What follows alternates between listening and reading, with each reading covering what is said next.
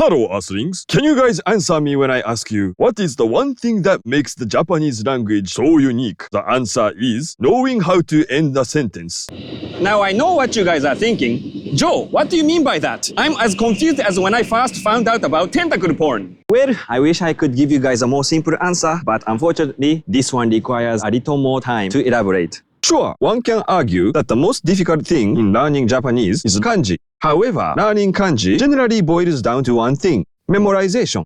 In this dystopian day and age where everybody has a smartphone or PC, it has become extremely easy to manage kanji characters. All you need to do is type hiragana letters and the machine will automatically convert them into kanji. It has never been easier to deal with kanji.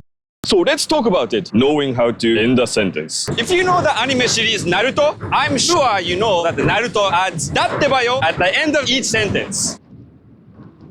In Japanese, there are a million ways in which you can end a sentence without changing the meaning. In Japanese, we call this gobi. Remember it like this. It's gotta be the end of the sentence. Gotta be, gobi.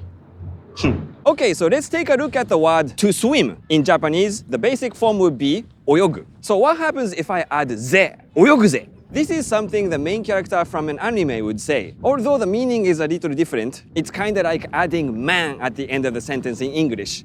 I'm gonna swim, man. Mostly guys use it, but girls can use it too jokingly, depending on the situation. For guys, it could make you sound a little cooler or not, depending on how cool you actually are in real life. Now, if you say oyogu wa, that is mainly for girls to say. Younger girls these days don't really say this, so it's mostly older ladies. However, you also say oyogu wa, but this time having a completely different nuance. Both guys and girls can use this. This one is for confirmation, sort of almost like talking to yourself. Like, oyogu wa.